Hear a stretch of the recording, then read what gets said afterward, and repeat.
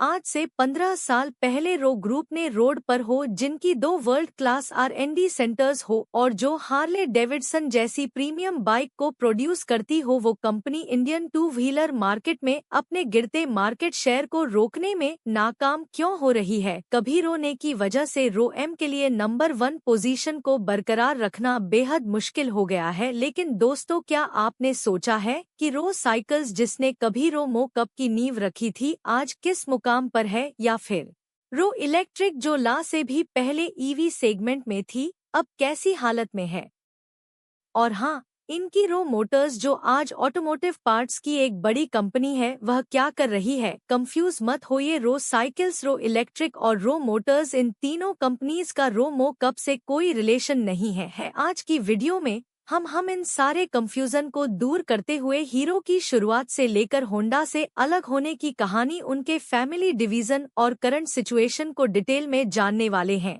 Hero की कहानी शुरू होती है आज़ादी से पहले साल 1944 में, जब पंजाब के कमालिया गांव में 4 भाई अपने पिता के साथ अनाज की ट्रेडिंग किया करते थे। देश में माहौल ठीक नहीं था और लोग अंग्रेजों के खिलाफ सड़कों पर उतर आए थे। उसी दौर में वह चारों भाई परिवार के साथ कमालिया छोड़कर अमृतसर आ गए और नए सिरे से जिंदगी शुरू करने की कोशिश करने लगे। चारों भाइयों के पास कोई डिग्री तो नहीं थी, लेकिन बिजनेस की अच्छी समझ थी। उन्हें लगा कि आज़ादी के बाद साइकिल के बिजनेस में अच्छा ग्रोथ देखने को मिलेगा, क्योंकि उस दौर में ज्यादातर साइकिल्स इंपोर्ट की जाती थी और महंगी होने की वजह से लोगों की पहुंच से दूर थी। हालांकि कुछ इंडियन साइकिल कंपनीज भी मौजूद थी, लेकिन उनकी क्वालिटी विदेशी ब्रांड्स के मुकाबले कहीं भी नहीं टिकती थी। ऐसे में एक सस्ती और मजबूत साइकिल बनाने का बिजनेस उन्हें काफी फायदा पहुंचा सकता था, लेकिन उस वक्त उनके पास ना तो इसकी टेक्नोलॉजी थी और ना ही उनकी हैसियत इतनी थी कि वे साइकिल बनाने की फैक्ट्री शुरू कर पाते। फिर सबने मिलकर फैसला किया कि साइकिल ना सही, वह साइकिल के पार्ट्स बनाएंगे, जिसके लिए बिजनेस लाने की जिम्मेदारी ब्रजमोहन लाल मुंजाल को दी गई, जबकि बाकी 3 भाई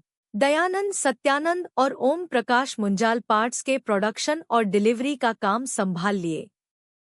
लोकल सप्लायर्स और कारीगरों की मदद से उन्होंने पार्ट्स की सप्लाई शुरू की और जब कुछ पैसे इकट्ठे हो गए तो घर के पीछे ही भट्ठी लगाकर कुछ कारीगरों को काम पर रख लिए। उसी दौरान ओपी मुंजाल को पता चला कि उनके एक सप्लायर दोस्त, जो उनको साइकिल की सीट्स प्रोवाइड करते थे, हमेशा के लिए पाकिस्तान शिफ्ट होने वाले हैं।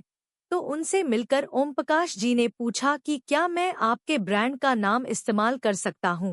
वे तुरंत राजी हो गए और जानते हैं दोस्तों, वह नाम क्या था? वह नाम था हीरो, और यहीं से शुरुआत हुई रो ग्रुप के विशाल बिजनेस एम्पायर की। साल आया 1954। एक डीलर के जरिए हीरो को एटलस साइकिल्स के फर्क बनाने का ऑर्डर मिला। मुंजाल ब्रदर्स ने पेपर पर फर्क का डिजाइन बनाया और उसे तैयार करके ऑर्डर को डिलीवर कर दिया, लेकिन फर्क के टूटने की इतनी कंप्लेंट्स आई कि डीलर ने सारा माल ही वापस कर दिया। लेकिन मुंजाल ब्रदर्स हिम्मत नहीं आ रहे डिजाइन पर फिर से काम किए और उससे मजबूत फर्क तैयार करके डीलर को फिर से सप्लाई की। इस बार कमाल हो गया, फर्क की क्वालिटी इतनी अच्छी थी कि उन्हें साइकिल के हैंडल्स, मडगार्ड और बाकी बचे पार्ट्स के भी ऑर्डर्स मिलने लगे। मुंजाल ब्रदर्स वो मुकाम हासिल कर चुके थे जहां वे खुद साइकिल बनाने के बारे में सोच सकते थे। फिर साल 1956 में लुधियाना की फैक्ट्री से रीजेंट कंपनी के रिम और डनलप के टायर ट्यूब के साथ पहली हीरो साइकिल मार्केट में लॉन्च कर दी गई। यह दिखने में इंपोर्टेड साइकिल्स जैसी अच्छी तो नहीं थी, लेकिन मजबूती में उनसे कई गुना बेहतर और चलाने में आरामदायक थी। किसान, दूध वाले मजदूर और नौकरी पेशा लोगों के लिए हीरो साइकिल्स एक सहारा बनने लगी। हालांकि शुरुआत में सिर्फ 600 साइकिल्स का ही प्रोडक्शन होता था। फिर बैंक से 50,000 का लोन लेकर धीरे धीरे प्रोडक्शन को बढ़ाया गया, लेकिन उसी बीच 1968 में सबसे बड़े भाई दयानंद जी की डेथ हो गई पर ग्रोथ की रफ्तार को बाकी भाइयों ने कम नहीं होने दिया और 1986 आते आते हीरो दुनिया का सबसे बड़ा साइकिल प्रोड्यूसर बन गया। लेकिन साइकिल के अलावा दूसरी तरफ स्कूटर्स और मोपेड भी काफी पॉपुलर हो रहे थे। पहले तो हीरो ने फ्रेंच कंपनी पजो के साथ कोलबोर्न की कोशिश की, लेकिन जब बात नहीं बनी तो 1978 में उन्होंने हीरो मैजेस्टिक के नाम से 49 सीसी का मोपेड भी लॉन्च कर दिया। रो के दो मॉडल स्पेसर एंड पैंथर को लोगों ने इतना पसंद किया कि कुछ ही समय में 35 पर से भी ज्यादा मोपेड मार्केट पर हीरो का कब्जा हो गया। इस जबरदस्त रिस्पांस से हीरो और मोटिवेट हुआ और जल्द ही एक ऑस्ट्रियन कंपनी के साथ कोल्बो में रोपुच को मार्केट में उतार दिया, जिसे खास तौर पर प्रीमियम कस्टमर्स को ध्यान में रखकर बनाया गया था। अब हीरो ग्रुप साइकिल और मोपेड सेगमेंट का किंग बन चुका था। मुंजाल ब्रदर्स के पास किताबी ज्ञान तो नहीं था, लेकिन जिस तरीके से उन्होंने बिजनेस को एक्सपेंड किया उससे काफी कुछ सीखा जा सकता है। वह इंडिया के हर हिस्से में गए ताकि एक मजबूत डीलर नेटवर्क एस्टेब्लिश किया जा सके। साथ ही ब्रजमोहन लाल मुंजाल की पर्सनालिटी ऐसी थी कि लोग हीरो से बतौर डीलर या सप्लायर नहीं बल्कि एक परिवार की तरह जुड़ते थे। प्रोडक्टिविटी बढ़ाने के लिए उन्होंने अपने लोगों को ही फैक्ट्री के आसपास साइकिल और मोपेड के पार्ट्स बनाने के लिए राजी किया और इसके अलावा उन्होंने दुनिया की बेहतरीन प्रैक्टिसेस को भी अडॉप्ट किया। इसमें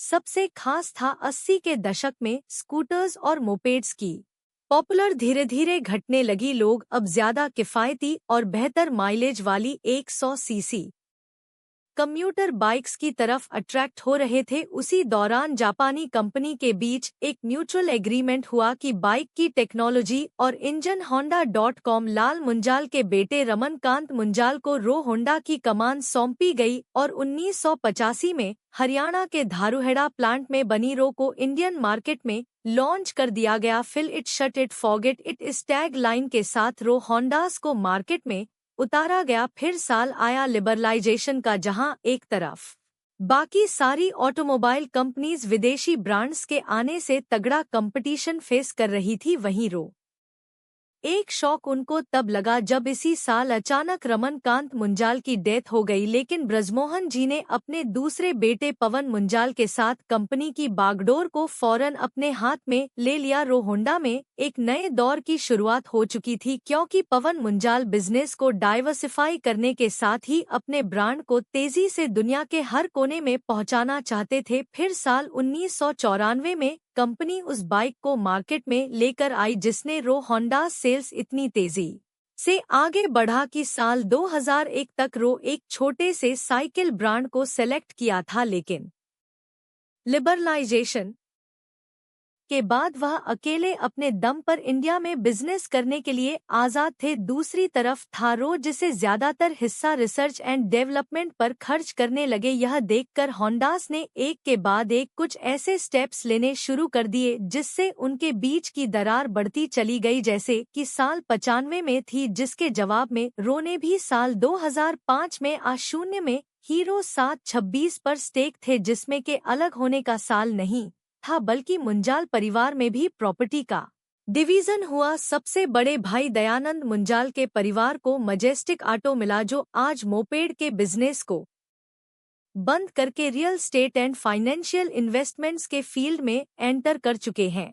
सत्यानंद मुंजाल को रो मोटर्स दिया गया, जो आज ऑटोमोटिव कंपोनेंट्स की एक लीडिंग कंपनी है। इसके अलावा हीरो साइकिल्स को ओपी मुंजाल ने संभाल लिया और बाकी बचा रो मोटो कप, जिसकी जिम्मेदारी ब्रजमोहन लाल मुंजाल को दी गई। लेकिन दोस्तों, अब कहानी पूरी तरह से बदलने वाली थी, क्योंकि रो अभी भी अपना खुद का इंजन डेवलप नहीं कर पाया था। उसने यूनिट शुरू करके उन्होंने दिखा दिया कि वाकई में वह हीरो है।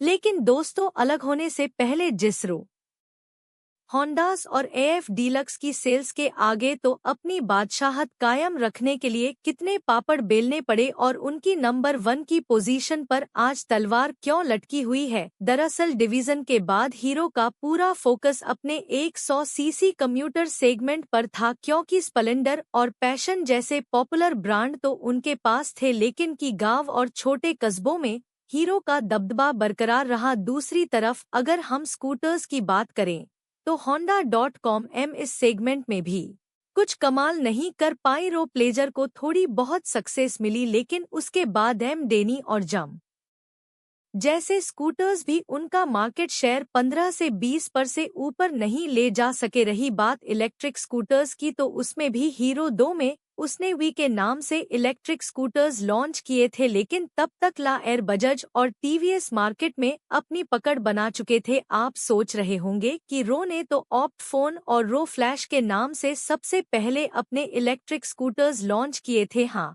रो इलेक्ट्रिक ने लॉन्च किए थे, लेकिन वह बिजिज मोहन लाल मुंजाल की रो मोटो कर्प से अलग है।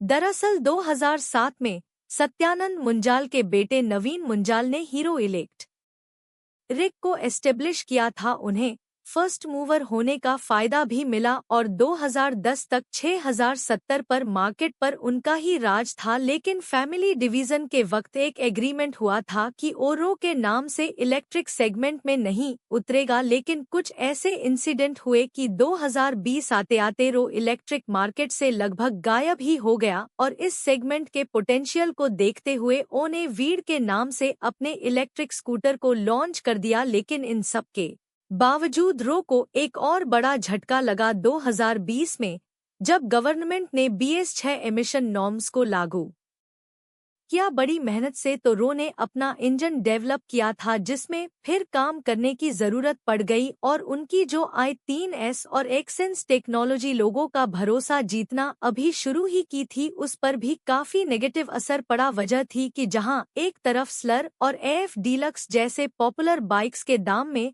5-10 हज़ार का इजाफा हो गया, वहीं दूसरी तरफ इंजन के पावर एंड परफॉर्मेंस में भी कमी महसूस हुई। इंजन पहले जैसा स्मूथ नहीं रहा और थ्रोटल रिस्पांस में भी कमी देखने को मिली। यह सारे रीजंस काफी थे रोमो कार्प की सेल्स को नीचे ले जाने के लिए। और आज की बात करें तो हीरोज का फासला इतना कम हो गया है कि अगर जल्दी का है, लेकिन दोस्तों जिस हीरो को नंबर 1 पर रहने की आदत हो वह हार कैसे मान सकता है। रो ने इन सारे इश्यूज को बारीकी से एनालाइज किया है और इसे सॉल्व करने के लिए तेजी से काम हो रहा है। परफॉर्मेंस बाइक्स के लिए RAD में भारी निवेश करके एक्स पल्स एक्सट्रीम और करिश्मा जैसे मॉडल लॉन्च किए गए हैं, ताकि पल्सर और अचे को कड़ी टक्कर दी जा सके। और एक कदम आगे बढ़ते हुए रो ने हार्ले डेविडसन के साथ भी कोलैब किया है, ताकि प्रीमियम सेगमेंट में भी अपनी पकड़ मजबूत बना सके। और अगर EV सेगमेंट में भी वी की एंट्री को देर आए दुरुस्त आए कहा जाए तो गलत नहीं होगा। 2024 में टोटल 2 व्हीलर्स की सेल्स करीब 18 मिलियन रही, जिसमें से सिर्फ 56 पर इलेक्ट्रिक स्कूटर्स थी। और इस सेगमेंट में वी ने 2023 के मुकाबले 355 पर की ग्रोथ दर्ज करते हुए 55,000 से भी ज्यादा स्कूटर्स सेल किए हैं।